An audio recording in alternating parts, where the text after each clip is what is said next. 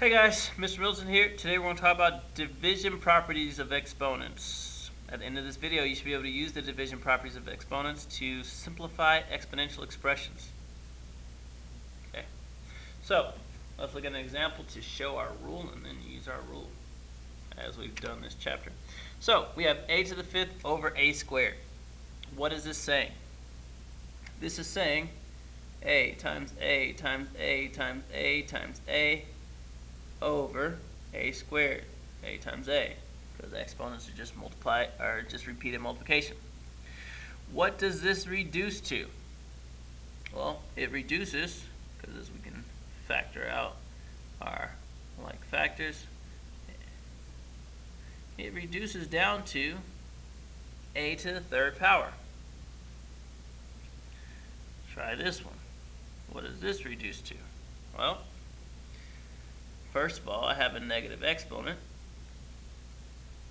Okay, I want to move that. And so what I have is h to the third times h to the 12th. We already know our multiplication rules. Gives me h to the 15th. Okay. Alright, so what we're doing here, if you look at our first problem, a to the fifth over a squared, okay, because I wanted to show you how it works before I explain the rule. When we have multiplication, we could add these two together, our exponents together, if we had the same base to get our answer. But now that we have division, we can subtract. Another way to write this would be a to the fifth minus 2, which gives us a to the third power. As we looked at this problem, we had h to the negative third, and it's being divided by 12, so minus 12, which gives us h to the negative 15. Again, because we don't want a negative exponent in our answer, we would move it to the denominator and get h over 15. Or 1 over h to the 15th, sorry. Alright. Now, many people will mess up the subtraction, especially with negatives, so I've come up with a process that can get rid of that problem. Okay, so here it is. Basically, you have to ask and answer 3 questions. Is everyone happy? Basically, are there any negative exponents? Okay, if there's negative exponents, make all negative exponents positive by moving them. Okay, if you need help with that, go back to lesson 2. You can look at that. That's where we introduced that. Okay, and now you have to ask yourself, where are there more of the base? Okay. Where are there more of the base? I wrote of the because, yeah, where are there more of the base? Okay, in the top or bottom?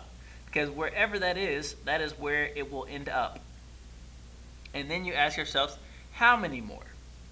Okay? The answer to this question is the exponent. And it is never negative. Okay, so first question is everybody happy? So if we're looking at our first problem, we say, is everybody happy? We say, yes. Say, where are there more? There's more at the top. How many more? Well, there's 3 more at the top, so a to the third power. For the second problem, we had a negative exponent. We said, is everybody happy? We said, no, everybody's not happy. So we moved it. And then guess what? We had our positive answer, 1 over h to the 15th. Okay, so let's look at that. Number 1, is everybody happy? Yes, everybody's happy. Okay, where is there more? There's more at the bottom. Okay, so now let's do the subtraction from the bottom. 15 minus 9 is 6. So we don't have anything left at the top, so we just have 1 c to the 6th. Number 2, is everybody happy? No, nobody's happy. In fact, in this problem, so we have p to the 8th over p to the 3rd, because we move our negatives so that they are where they're happy. Which one has more? The top has more. Okay, so we subtract from the top, and so that gives us p to the 5th. Number 3, is everybody happy? No, top is not happy. So we move it to the bottom, We have 1 over m6, m to the third. We can multiply those together. 1 over m to the ninth. Okay, add a little bit more to it with 4 because now we have two variables we have to think about. Is everybody happy? Yes. And now when we say, well, which has more of each base? Which has more c's? Well, the top does. And so up top I'll say c to the 7 minus 1. Gets rid of this c. Which has more d's? Well, the bottom does. So I'll do d to the 8th, and then we're going to minus the 3 from that. Okay, and so our final answer will be c to the 6th over d to the 5th. Okay. All right, so there we go. Using those 3 questions helps us out. I know these are simple examples here. We'll look at some more intricate examples on the back. All right. What do you do when you have a fraction raised to a power? Well, the exponent gets put with everything in the top and the bottom. Okay, so kind of like our multiplication raising the power to a power that we talked about last lesson, really hasn't changed here. So here we have 2 to the third power, or sorry, 2 over 3 to the third power. And so we give everything an exponent and raise it to it, 2 cubed over 3 cubed, or 8 over 27.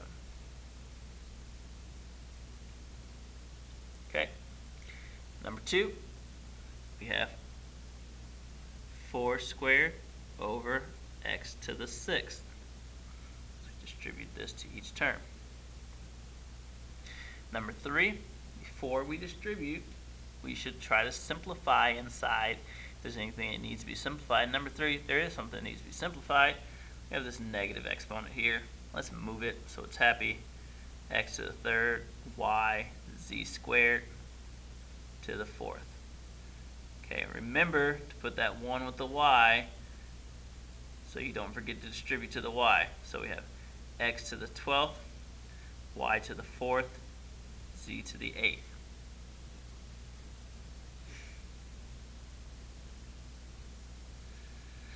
Alright, number 4, is everybody happy? Nope. Put this in so that it's happy. So I have 3m to the third over 2 n to the 4th, p to the 6th. Alright. And now that's that square. Okay. So now I'm going to distribute this 2. And the nice part about doing that first is that once I have everybody happy, I don't have to move anything inside with a positive exponent. So I have 3 squared m to the 6th over 2 squared n to the 8th p to the 12th. Okay, or you can have 9 n to the 6th over 4 n to the 8th p to the 12th, since I can simplify those numbers. Okay. Alright, now we have a negative exponent we're raising to the negative second power. Nothing we can really do with that, so we'll just distribute that inside here. So we have 3 to the negative second, 4 to the negative second. Okay, and then we'll make everything happy afterwards. So we have to move this up, move this down. So we'll have 4 squared over 3 squared, or 16 over 9. Okay, doing the same thing here. We have 2 to the negative 1, r to the negative 1, s to the negative 1. Distribute that negative 1 to everything. Make everything happy. So everything flips, s over 2r.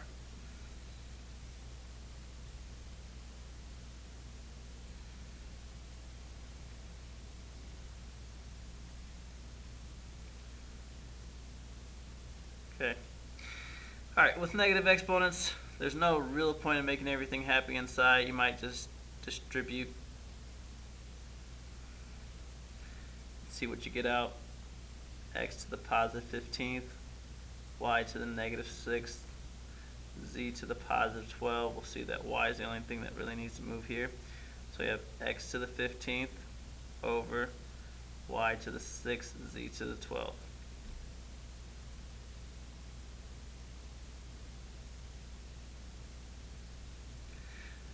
Number 8. Okay, we have this positive exponent, and so now I'm going to try to simplify in here, and I notice that we have a's on the top and bottom and b's on the top and bottom, so I'm going to simplify everything. I have 4 over 2. Remember, we can simplify that. Gets to 2. As I look at the a's, is everybody happy? Yes. Where is there more? There's more up top, so I'm going to subtract from there. 5 minus 1 is 4.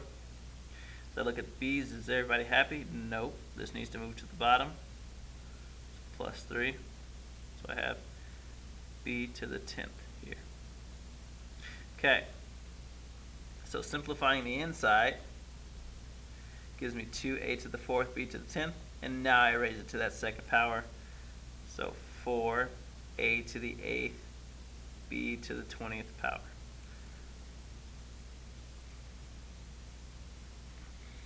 Okay, so simplifying that inside, these problems can take up a page if you don't do it efficiently. So I'm trying to give you the most efficient process to get to that answer. Okay. Try number 9, bring that into class, done for me so I can see, and you can get that individual practice for yourself. All right, scientific notation. Yes, we can do scientific notation using these rules as well. So, we have 7.5 times 10 to the 4th over 2.5 times 10 to the 6th. Okay, what we'll do the same way that we were doing before. We are going to simplify the a values. We can say divide. I'll say divide the a values. And then subtract the exponents.